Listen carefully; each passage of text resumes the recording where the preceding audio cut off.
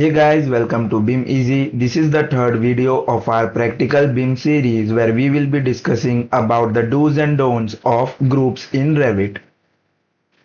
So let's get started. Tip number 6. Remove or delete unnecessary groups from the project. As you can see, I have 3 groups over here. Group 1, Group 2, Group 3. Similarly, you can see this in the project browser as well. Group 1, Group 2, Group 3. What happens when I delete these groups one by one? I am deleting the groups now.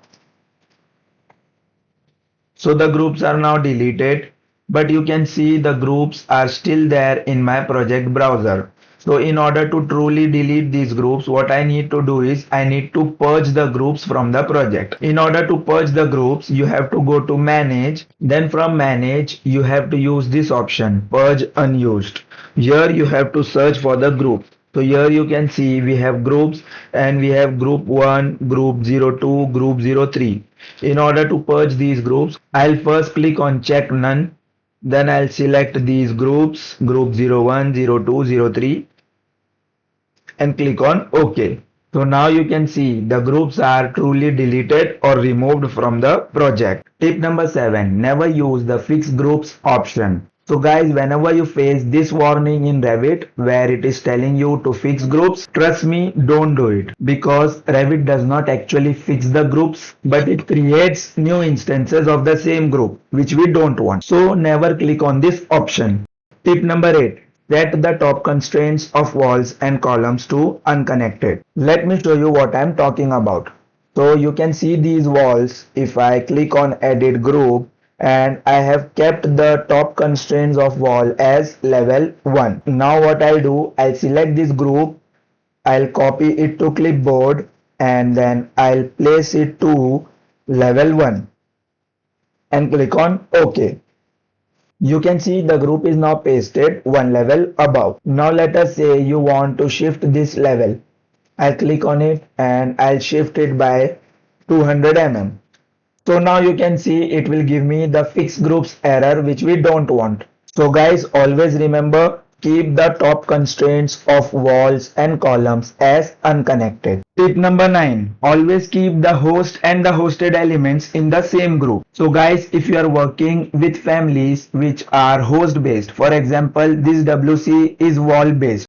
So it is always better to keep the wall and the WC within the same group, or else you will face difficulties while copying and mirroring the group. Similarly, you need to avoid placing face-based elements inside your group. Tip number 10. Be very careful while using nested groups. So a nested group is nothing but a group inside another group. As you can see, we have placed this furniture group inside the main group. Make sure that you are naming the group appropriately. Now let me show you how you can make minor changes in your nested groups if you want to do so. So I am copying this main group all together like this, and now let us say the number of columns in my nested groups has reduced.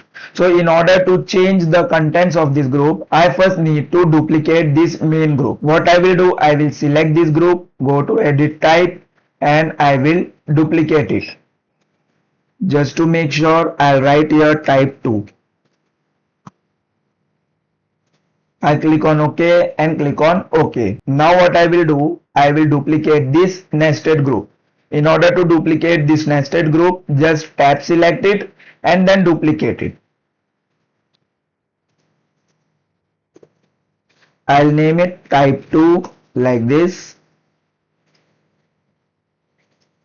And now I will go to edit group and delete these columns. Finish it. So this is how you will do the changes in your nested groups. Always remember, don't do very deep nesting of groups. It is recommended to not go deeper than 2 levels. So guys, I hope this video helped you understand how groups work in Revit. If you learned something new from this video, then please like it, subscribe to the channel and share this with your friends. Thank you so much.